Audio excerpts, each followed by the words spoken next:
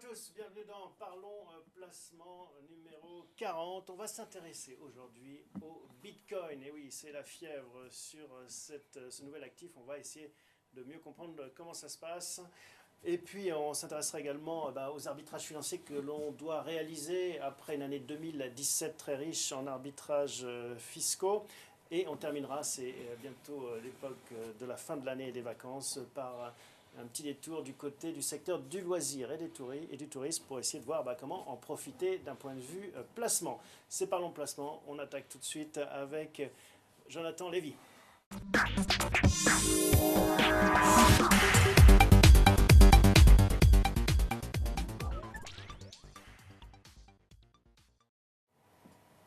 Jonathan, qu'on a le plaisir de retrouver pour parler, une fois n'est pas coutume, non pas des marchés financiers en général, mais du Bitcoin en particulier. Bonjour Jonathan. Bonjour Thomas. Je vous rappelle que c'est une émission interactive que vous pouvez poser toutes vos questions en direct et interpeller nos invités. Alors, Jonathan, déjà, le Bitcoin, un exercice pas facile, qu'est-ce que c'est ? Alors le Bitcoin, c'est une monnaie virtuelle, c'est une monnaie digitale. Il n'existe pas en fait de pièces de monnaie, il n'existe pas de billets de banque. C'est pas émis d'ailleurs par une banque centrale, c'est pas émis par un État. C'est uniquement géré en ligne, de manière électronique. Vous possédez en fait, si vous achetez un Bitcoin, vous possédez une clé qui correspond en fait à ce Bitcoin, et tous les échanges électroniques sont formalisés en fait dans une sorte de livre électronique. Plus un repas de famille, plus un article de journaux sans qu'on mentionne ce Bitcoin, c'est devenu mainstream, grand public comme on dit en bon français. Vous avez apporté un graphique, on va voir avec vous le cours du Bitcoin qui suscite autant d'appétit des journalistes que des débats du Café du Commerce en passant par les radios, les spécialistes des banques centrales. On regarde ce graphique, très impressionnant. On est à combien aujourd'hui ? On est à 16 000 dollars On est à peu près à 16 000 dollars, on était en dessous de 1 000 dollars au 1er janvier. Alors pour la petite histoire, fois 16 en un an. Fois 16 en un an. Il y a une dizaine de jours, mon père m'appelle pour tout vous dire. Et le cours était à 10 000 dollars et il me demande est-ce qu'il devait en acheter. En fait. Vous lui avez dit oui, j'espère. Je lui dis non, qu'il ne devait pas en acheter. Une semaine après, il me rappelle en me disant que je dois ça vaut 15 000 dollars. Donc il a un manque à gagner d'abord de 50%. Est-ce qu'il doit aujourd'hui en acheter ? Alors qu'est-ce que vous lui répondez aujourd'hui ? Alors ça, c'est justement la définition d'une bulle en fait. D'une bulle sur les marchés financiers. On en a connu un certain nombre en fait sur les marchés. C'est assez difficile à définir en fait qu'est-ce qu'une bulle. Ouais. Et d'ailleurs, pour répondre à la question, à 15 000 dollars, il ne faut toujours pas en acheter ? Moi, je considère qu'il ne faut pas en acheter, sauf si vous voulez spéculer, vous voulez vous amuser, en fait, pourquoi pas mettre un petit peu d'argent, c'est votre danseuse. Comme on va au casino, on se dit tiens, je vais mettre 100 euros, 200 euros selon vos moyens, et vous êtes prêt à les perdre parce qu'au casino, on perd son argent. Voilà, vous passez une bonne soirée, vous perdez votre argent, mais vous avez passé une bonne soirée. Mais ça n'a rien à faire en fait, dans une allocation de patrimoine sérieuse, même pour quelqu'un qui est dynamique. Ça, pour moi, c'est un pur actif de spéculation. Mais au-delà de la bulle, au-delà de la spéculation, malgré tout, le sous-jacent économique, est-ce qu'il existe ? Est-ce qu'on peut considérer que le Bitcoin, c'est une monnaie ? Ou pour être plus précis, est-ce que c'est l'or digital ? Alors là, il y a deux questions en fait. D'abord, est-ce que c'est l'or ? Effectivement, ça s'apparente un petit peu à l'or, puisque c'est vrai que l'or n'a pas vraiment de valeur économique intrinsèque, ou une valeur économique très, très réduite. Et donc, la valeur de l'or, c'est quoi ? C'est la valeur de refuge par excellence. Mais parce que il est convenu entre les hommes que depuis des siècles et des siècles, depuis des millénaires en réalité, l'or est la valeur de refuge. En cas de crise, on constate systématiquement que l'or augmente. Donc, il est bon de considérer que l'or est une bonne valeur à détenir en portefeuille lorsque ça va mal. L'argument, c'est de dire que ce n'est pas une tradition aussi ancestrale que l'or. Forcément, c'est plus récent comme découverte, ça a à peine 10 ans.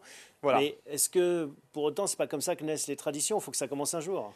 Tout à fait. Alors pourquoi pas, mais là j'ai aucune visibilité, je ne peux pas vous répondre. On en saura un peu plus dans 150 ans, dans 500 ans. Est-ce que le Bitcoin remplacera l'or ? C'est très difficile à dire. Pourtant, on a l'impression qu'il y a quand même aussi ce phénomène qui nourrit cette hausse du Bitcoin, c'est de se dire que finalement, en effet, on est dans un système monétaire très centralisé. Il y a les banques centrales, il y a les banques traditionnelles, et que cette possibilité de contourner ce système, d'être complètement sans noyau dur, a peut-être un intérêt dans un monde où finalement on se demande où va nous mener ces politiques monétaires. Alors c'est certainement ce qui attire un certain nombre d'investisseurs qui recherchent à s'affranchir de la réglementation et des banques centrales, des marchés financiers en général. Mais pour répondre à votre question, est-ce que c'est une monnaie? En fait, c'est quoi une monnaie? Ça a trois fonctions en fait, hein. C'est d'abord une réserve de valeur. Les banques centrales détiennent des réserves. Est-ce Donc que là, c'est le comme l'or, en Bitcoin fait. est une réserve? Aujourd'hui, on ne peut pas dire que ce soit une réserve. C'est trop volatile. C'est beaucoup trop volatile et je pense que personne ne le détient comme une réserve. Les seules personnes qui achètent du Bitcoin, c'est pour le revendre rapidement parce qu'ils ont fait un gain substantiel en quelques jours. Donc c'est de la spéculation. Aujourd'hui, ce n'est pas une valeur de réserve. On ne saura que dans très longtemps si c'est le cas. Oui, mais c'est possible que ça le soit. Mais là, c'est de la pure spéculation. On ne peut pas le savoir aujourd'hui. Est-ce que c'est une unité de compte? Par exemple, l'euro, c'est une unité de compte pour détenir des dettes de l'État français, etc. Non, le Bitcoin n'est pas une unité de compte. Et puis, dernière fonction, est-ce que c'est est-ce que c'est ça sert pour les transactions? Oui, une monnaie d'échange. Une monnaie d'échange, voilà. Non, vous ne pouvez pas acheter. Il y a très peu d'enseignes qui acceptent le Bitcoin aujourd'hui. Peut-être que là encore, il y en a de plus en plus. Peut-être que demain, certains grands acteurs accepteront le Bitcoin et ça donnera un coup de boost, en fait. C'est peut-être la spéculation, elle est peut-être aussi à ce niveau-là. Ceux qui achètent le Bitcoin se disent ça va être utilisé demain dans les transactions et de plus en plus, et donc ça va prendre de la valeur. Là aussi, pour moi, ça c'est une pure spéculation parce que les grands acteurs dont on parle, qui réfléchissent à utiliser le Bitcoin, ils ont quand même un problème eux-mêmes à gérer une valeur qui est aussi volatile dans leur compte. C'est des acteurs souvent qui sont cotés en bourse. C'est-à-dire que leur chiffre d'affaires va dépendre du Bitcoin. C'est très bien, en une semaine, ils peuvent gagner 50% sur le chiffre d'affaires, mais ils peuvent aussi en baisser 85%. Je vous rappelle qu'en novembre 2013, le Bitcoin a baissé de 85%. Ouais. Donc, ce qui monte aussi vite peut baisser tout aussi rapidement. Est-ce qu'une entreprise peut, comme ça, exposer son chiffre d'affaires et faire dépendre des centaines de milliers de salariés sur la valeur du Bitcoin? Donc, personne ne connaît réellement la valeur. Ça me paraît très, très peu probable. En tout cas, il y a eu des cracks, vous le rappelez, mais il y a aussi à chaque fois des rebonds. Et c'est ça qui attire, en se disant, bon, bah voilà, ça va marcher. Si sur le bon coin, on peut payer en Bitcoin, il vaut mieux vendre son canapé d'occasion en Bitcoin en se disant, tiens, peut-être qu'en plus, au lieu de le vendre 150 euros, j'aurais gagné 300 euros à la fin de l'année ou x16 si ça continue. Mais on est d'accord, c'est très spéculatif. Il faut avoir le cœur bien accroché. Et en tout cas, le message, c'est en tant que conseiller financier, hein, le rôle de bien prévoir, c'est pas ce que vous recommandez à votre père. Non, ce n'est pas ce que je recommande à mon père, ni au vôtre, ni à nos clients en fait. Pourquoi? Parce qu'en fait, le Bitcoin, il faut bien comprendre que ce n'est pas une monnaie comme les autres. Aujourd'hui, je vous l'ai dit, ça n'a pas les fonctions d'une monnaie. Et il y a plein d'éléments économiques en fait, qui ne sont pas respectés avec le Bitcoin. Par exemple, l'endettement. Aujourd'hui, un acteur économique peut s'endetter en euros, en dollars, dans sa devise où il reçoit ses revenus. Est-ce que vous pouvez vous endetter en Bitcoin? Ce serait un non-sens. On pourrait le faire l'un avec l'autre. Moi, je vous propose de vous prêter des Bitcoins. Mais si vous me prêtez des Bitcoins, mais que moi, mon salaire, il m'est versé en euros et que le Bitcoin vaut 50% de plus en une semaine, je vais avoir du mal à vous rembourser. Et si j'ai du mal à rembourser, vous allez avoir des problèmes, que vous aurez éventuellement une perte. Donc c'est cette volatilité, en fait c'est la volatilité qui fait ce problème. Il y a un problème dans le système d'une monnaie en fait, qui échappe à la réalité économique. Une monnaie doit être très proche de la réalité économique en fait. Certes, une monnaie, en fait, vous savez qu'une monnaie, la valeur d'une monnaie dépend de la confiance qu'on a dans cette monnaie. Et au-delà de ça, ça dépend en fait de la valeur, de la confiance qu'on a dans une société, dans la zone euro, dans la zone dollar. Quelle confiance on a dans le Bitcoin? C'est très difficile à dire aujourd'hui. En tout cas, il y a quand même beaucoup de gens qui semblent y attacher une certaine... Enfin, ça séduit de plus en plus d'acteurs. Et on peut peut-être conclure en disant c'est peut-être une bulle, comme les tulipes, les oignons de tulipes. Ça en a en effet perdu beaucoup de valeur, mais il reste des tulipes. C'est ça la beauté aussi. Mais on peut avoir perdu beaucoup d'argent. On peut avoir perdu beaucoup d'argent. Sur le Bitcoin, c'est que personne ne peut répondre à cette question. Combien vaut intrinsèquement un Bitcoin? Mais combien vaut un euro intrinsèquement? On ne le sait pas non plus. Non, mais avec un euro, je sais ce que je peux acheter. Oui. Bon, ben voilà. Faire mes courses avec. On a compris. En tout cas, Monsieur Lévy, si vous nous regardez, on vous salue. Et vous avez compris le conseil de votre fils, ne touchez pas au Bitcoin. C'est un petit peu trop rock'n'roll. Merci beaucoup, Jonathan. On se retrouve l'année prochaine pour voir. Et on suivra le cours du Bitcoin. On verra si à 15 000, il fallait acheter ou pas. Merci. Belle fin d'année.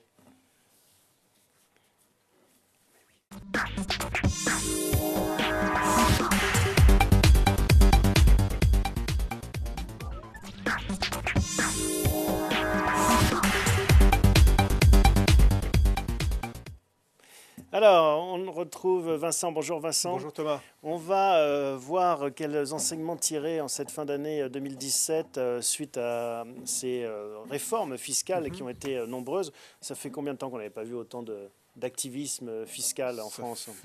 Depuis la dernière élection présidentielle, je dirais que depuis 2012, on n'avait pas eu autant de sujets qui pouvaient préoccuper nos clients épargnants patrimoniaux. Et donc oui, je pense qu'on a rarement eu autant d'actualités. On les rappelle, flat tax, réforme de l'ISF qui est devenue Ouais. l'IFI, fin des exonérations de certains placements comme le PEL. Voilà. Ça fait, puis- en effet se poser des questions nouvelles parce qu'au Ouais. vu de cette nouvelle donne, il faut Ouais. arbitrer. Tout à fait. Et là, en fait, on est à un stade où on peut commencer à un peu tirer les conclusions.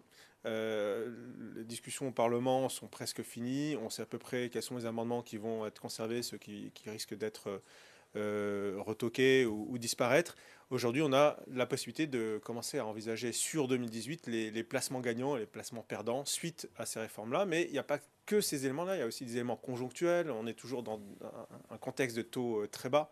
Les taux ne vont pas augmenter brutalement, on en a à peu près la certitude. Le contexte économique en Europe est extrêmement favorable. Donc on a également ces éléments-là qui, lorsqu'on mélange tout ça, les réformes fiscales plus la conjoncture, nous permettent de dessiner un petit peu ce sur quoi on a intérêt à investir en 2018 et ce qu'on peut commencer à abandonner. D'accord. Alors, les principaux arbitrages, qu'est-ce qu'il faut faire tout de suite d'ici la fin de l'année, par exemple? Bon, il y a peu de choses qu'on peut faire, ou en tout cas, il reste peu de temps. Il y avait éventuellement à se positionner sur les dernières solutions de défiscalisation, réduction ISF, IFI, avec les placements qu'on connaît bien, les FIP ou les FCPI. C'est la dernière année pour en profiter. L'année prochaine, ce sera fini. Les seules solutions pour réduire l'ISF, autrement que de faire un arbitrage entre immobilier et placement financier, ce sera de faire un don à des organismes. Ouais, ça peut arriver, hein. La générosité doit malgré tout perdurer. Alors, on a une question justement sur les FIP de Guy. Que pensez-vous des FIP et FICP pour réduire son IRPP? Que conseillez-vous? Aujourd'hui, on peut toujours en profiter. Ça reste, il faut être très très prudent. Nous, l'approche qu'on a sur ce type de produit, c'est de rechercher les produits qui sont assis sur des entreprises qui ont un modèle économique déjà avéré, qui dégagent du cash. Donc on aime bien pour ce genre de produit regarder ou sélectionner les FIP FCPI qui ont un modèle obligataire, c'est-à-dire qui sont sur un moteur de performance obligataire. Donc généralement, c'est l'approche qu'on a et c'est la sélection qu'on a faite sur notre site internet. Alors on va descendre avec vous à un tableau que vous nous avez apporté qui Ouais. liste les différentes classes d'actifs et on va voir justement qui sont Ouais. les gagnants, qui sont les perdants. Alors sur ce tableau, on commence par les fonds euros. Les fonds euros, là-dessus, on ne change pas tellement nos discours depuis quelques années. Les gens qui nous suivent savent qu'on a été parmi les premiers à identifier qu'il y avait un nouveau type de fonds euros sur le marché. Il y a à peu près deux types de fonds euros, deux fonds euros immobiliers. L'intérêt aujourd'hui d'aller sur les fonds euros immobiliers, c'est que donc on conserve sa garantie en capital. Mais par contre, il y a un nouvel intérêt qui n'existait pas d'une certaine manière l'année dernière, puisqu'en fait, tous les placements immobiliers vont être concernés par l'impôt sur la fortune immobilière. Lorsqu'on sera investi sur la partie capital garantie sur les fonds euros de type immobilier, on aura la possibilité, c'est une des seules possibilités d'être exonéré d'impôt sur la fortune immobilière tout en étant sur l'immobilier. Donc ça, voilà, l'idée c'est ça l'astuce en fait. C'est la petite astuce. Maintenant, au-delà de ça, on s'attend toujours sur les fonds euros immobiliers à avoir une performance supérieure aux fonds euros classiques. On annonce là pour fin 2017 des rendements sur les fonds euros classiques autour de 1,5%, voire moins sur les fonds euros distribués par les banques. Ça continue à baisser. Les unités de compte. Sur les unités de compte, nous aujourd'hui, notre recommandation, c'est d'aller sur les produits structurés, les produits à formule de type action. Pourquoi? Parce qu'aujourd'hui, les marchés sont plutôt, se portent bien, les marchés financiers se portent bien. On a un écart de valorisation entre l'Europe et les États-Unis qui se réduit, mais en même temps, aujourd'hui, notamment sur les produits structurés que nous recommandons, souvent sur des actions européennes, on a la possibilité encore là d'avoir une protection en capital à moins 30, moins 40%, tout en conservant des espérances de gains entre 6 et 8% selon les produits. Et aujourd'hui, on recommande plutôt d'aller sur ce type de produit, de prendre ce type de risque-là, le risque action, plutôt que d'aller sur le risque obligataire qu'on va évoquer, parce qu'aujourd'hui, il faut prendre un risque important pour obtenir le même niveau de rendement qu'on avait encore ces dernières années. C'est très clair. Alors à propos d'obligations, fonds dette hybride est un gagnant pour vous? On en a parlé, oui, tout à fait. On en a parlé il y a à peu près un mois dans cette émission. Aujourd'hui, si vraiment on est motivé par aller conserver la classe d'actifs obligataires, on recommande d'aller à ce moment-là sur des fonds dites de dette hybride ou pour les spécialistes d'obligations perpétuelles. C'est un peu la seule manière aujourd'hui de conserver du rendement autour de 5%. 5%. C'est l'objectif de ce type de fonds. Et on renvoie en effet à cette émission, l'émission l'année du dernière mois avec dernier. le spécialiste de la question qui était chez Primonial. Hein. Exactement. Et en fait, chez Altaroca, la société de gestion de Primonial. Et en fait, là, l'idée, c'est de se dire on peut conserver un risque, somme toute, maîtrisé, tout en ayant un objectif de rendement autour de 5%, qui est le niveau auquel les gens s'attendaient à avoir ces dernières années. L'assurance vie. Voilà, le grand public s'attendait à rechercher et à retrouver des placements qui, en termes de support obligataire, pouvaient générer du 5%. Mais aujourd'hui, pour obtenir ce 5% sur les obligations classiques, il faut prendre beaucoup plus de risques. Voilà. Sans aller pour autant sur le Bitcoin, hein, on en a parlé tout à l'heure. L'immobilier. Sur l'immobilier, aujourd'hui, le grand sujet, c'est en fait le fait que l'immobilier sera complètement dans l'assiette ISF. Donc les seules solutions éventuellement qui permettent, on les a évoquées, d'échapper à l'IFI tout en étant sur l'immobilier, c'est les fonds euro immobiliers. Maintenant, les SCPI restent des solutions qui drainent énormément de collecte. Il y a un très grand succès. Et pour autant, en termes de rendement, on s'attend, même s'il y a effectivement une petite baisse des rendements en 2017 qui est attendue, l'année dernière on était autour de 4,6%, là on s'attend à des rendements autour de 4,4-4,5%. Malgré tout, on est sur des rendements très attractifs.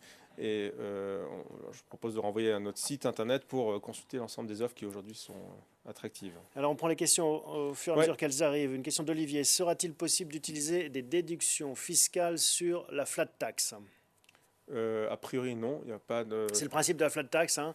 C'est le même taux pour tout le monde et ça évite justement... Non, après, on pourra toujours... Enfin, certaines niches fiscales vont perdurer. Notamment, on a évoqué tout à l'heure la réduction hier sur certains produits. Mais en fait, on est hors cadre flat tax. Donc, il n'y a pas aujourd'hui encore, on n'a pas été suffisamment ingénieux pour encore trouver des niches fiscales au niveau de la flat tax. Mais on ne désespère pas. Mais je précise par contre que dans certains cas, sur la plupart des placements, lorsqu'on a une tranche marginale d'imposition qui est inférieure à 30%, on peut choisir d'être soumis à l'impôt sur le revenu et non pas d'être au niveau de la flat tax. Donc ça, c'est une manière d'y échapper. Autre question, conseillez-vous de souscrire à de nouveaux contrats d'assurance vie avant la fin de l'année ? Il n'y a pas de raison en réalité, hein, même si certains des promoteurs jouent ce jeu-là, nous on ne joue pas du tout ce jeu-là, il n'y a pas de raison absolument de se précipiter. Non, il n'y a aucune incitation à ouvrir un contrat d'assurance vie avant la fin de l'année. Maintenant, en fait, ce que les gens ont peut-être en tête, je comprends, c'est qu'en fait les gens se disent la réforme intervient à partir du 31 décembre, du 1er janvier, mais en fait le gouvernement avait pris la disposition, ils ont annoncé la date importante, c'était le 27 septembre, le jour où le gouvernement a annoncé le projet de loi. Donc depuis, on est déjà basculé dans le nouveau monde. On revient rapidement au tableau. Hein. On va le faire rapidement parce que je vous incite à revenir sur le site de bienprévoir.fr pour regarder le détail. Immobilier patrimonial, tontine, plan épargne logement, qu'est-ce qu'il faut retenir ? Sur la tontine, en fait, la tontine qui était un placement qui plaisait bien aux gens qui étaient soumis à l'ancien ISF, en fait, il perd son avantage compétitif par rapport à l'exonération d'ISF, puisque l'ensemble des placements financiers maintenant bénéficient de cette exonération-là.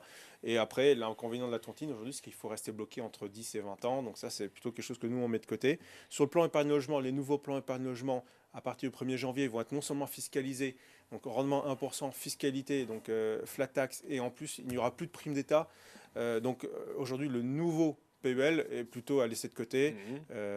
Éventuellement, ceux qui ont des anciens PEL de plus de 12 ans vont pouvoir bénéficier de la flat tax à 30%. C'est éventuellement les seuls gagnants de l'opération. Et on finit avec FIP, FCPI, on en a dit on un a mot, parlé. Et PERP, Madelin. Sur le PERP et le Madelin, ce qu'on peut noter, c'est qu'en fait, il y aura, parmi la réforme, il a été voté le fait que ça devrait passer, parce que le gouvernement a, entre guillemets, validé l'amendement, le fait qu'on pourra sortir en capital d'un Madelin, comme sur un PERP, jusqu'à maximum 20%, ce qui n'était pas le cas, ce qui est d'une certaine manière désavantageait les gens, donc les indépendants qui étaient soumis, qui avaient la possibilité d'investir en Madelin, par rapport aux autres investisseurs qui étaient sur le PERP, qui concernaient les salariés ou les fonctionnaires. Voilà. Bon, vous le voyez, hein, beaucoup d'arbitrage à avoir en tête, en tout cas entre les gagnants et les perdants, suite à ces modifications, et non des moindres fiscales de cette année 2017. Retour sur le site bienprévoir.fr pour plus de détails. Merci Vincent. Avec plaisir. Restez avec nous, on va parler du secteur des loisirs et du tourisme maintenant.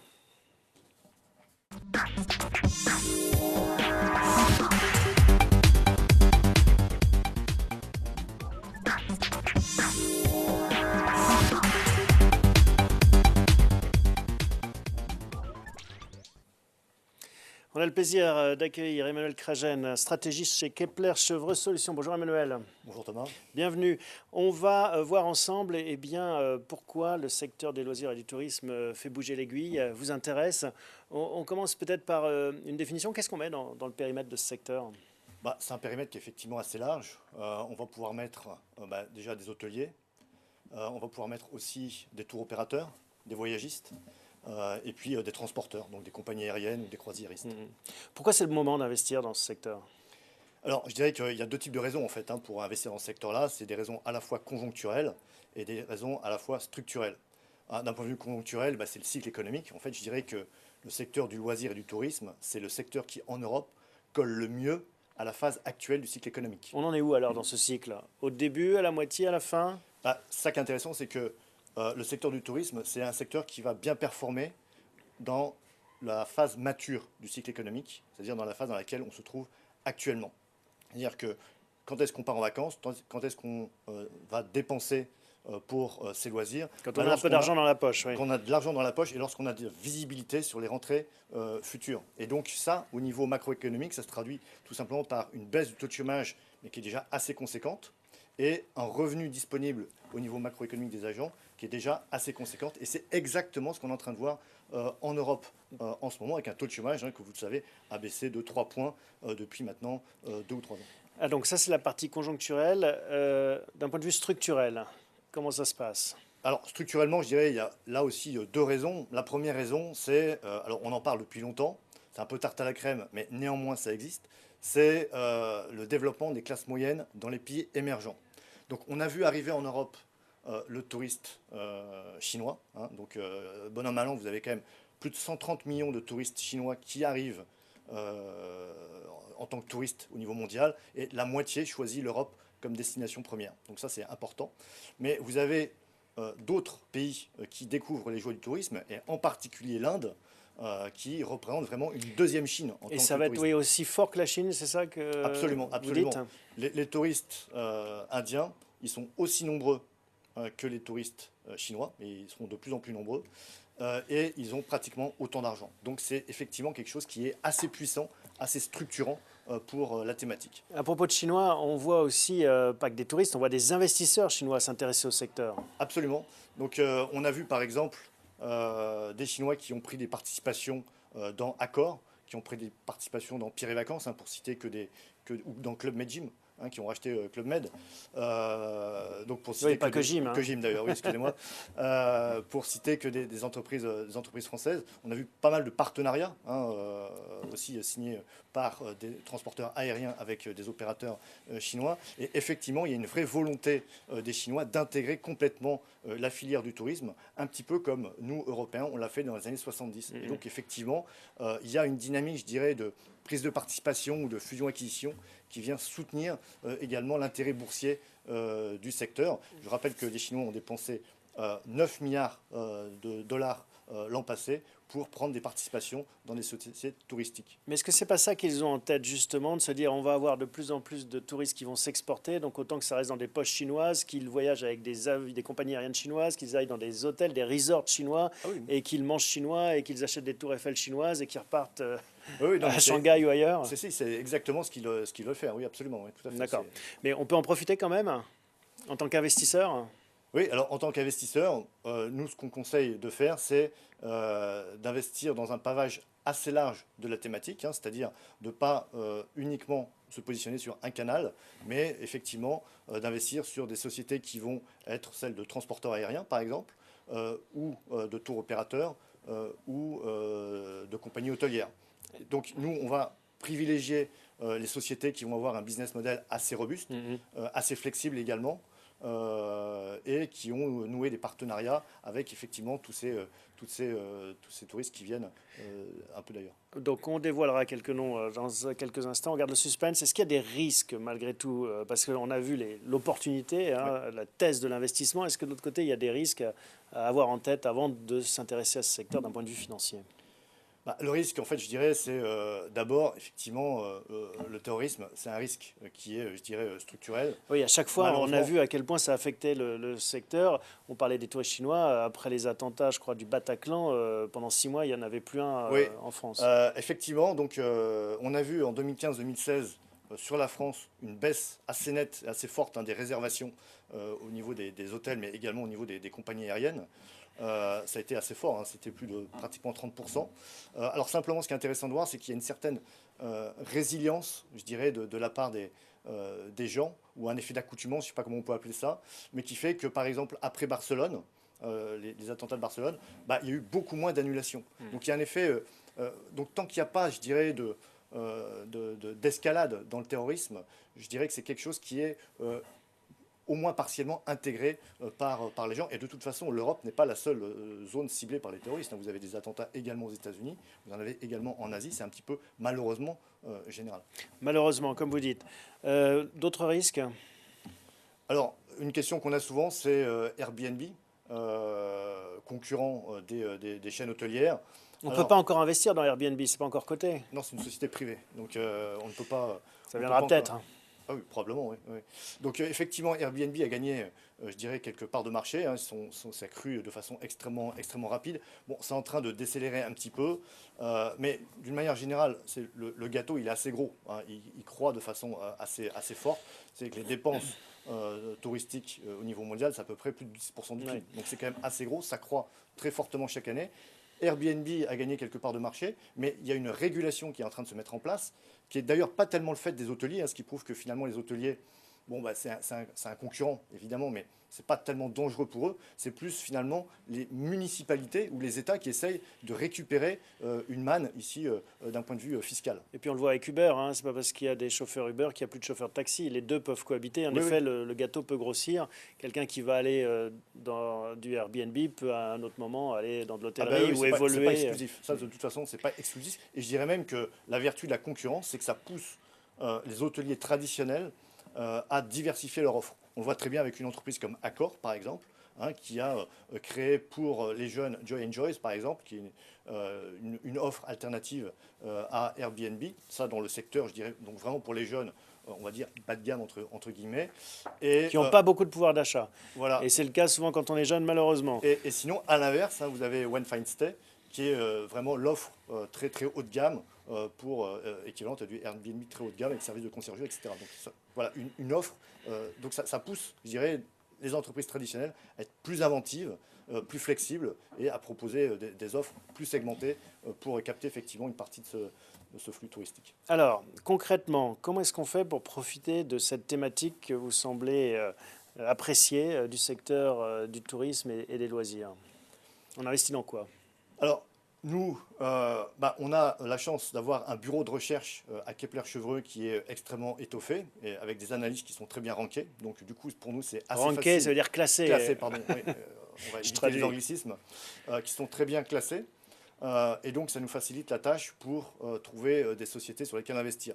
Et donc, on a tout un panel de sociétés à notre disposition qui sont recommandées à l'achat par nos analystes. Vos préférés? En particulier, on a Air France, hein, évidemment, on est français, on va voyager Air France KLM, avec oui. Air France KLM. Vous avez des sociétés comme Accor, on en a parlé tout à l'heure, par exemple. Et au niveau des voyagistes, vous avez TUI, hein, qui est un gros voyagiste allemand, hein, qui, avec une grosse cible sur l'Espagne, par exemple, qui est également très intégré, hein. Donc, dedans, vous avez à la fois une activité de tour opérateur, mais également des activités de croisiériste, de transporteurs aériens et d'hôtels. Donc, un business qui est très diversifié. Un ou deux jokers pour finir? Joker, justement. TUI. Oui, enfin, TUI, c'est quelque chose qui est résilient. C'est une société qu'on aime bien, oui, effectivement. D'accord. Donc, d'autres actions à nous recommander? Après, l'univers d'activité est assez large. Donc, on a ces trois sociétés-là dont on a parlé. Vous avez d'autres sociétés qui sont peut-être plus centrées sur l'Espagne, par exemple. Pensez, Melia, par exemple, NH Hotels. Ce sont des sociétés groupes qui sont hôteliers également intéressants. Vous avez Trigano également en France. Voilà, donc vous avez un scope qui est assez large et sur lequel, effectivement, il y a matière à trouver chaussure à son pied. Merci Emmanuel pour cette présentation. Merci Thomas. Je vous invite à suivre le site bienprévoir.fr parce que je sais qu'il y a dans les tuyaux un produit consacré à ce secteur qui sortira bientôt. Restez connectés. Merci beaucoup. Merci à vous de nous avoir suivis pendant cette saison 2017. On se retrouve dès 2018 pour la suite de Parlons Placement.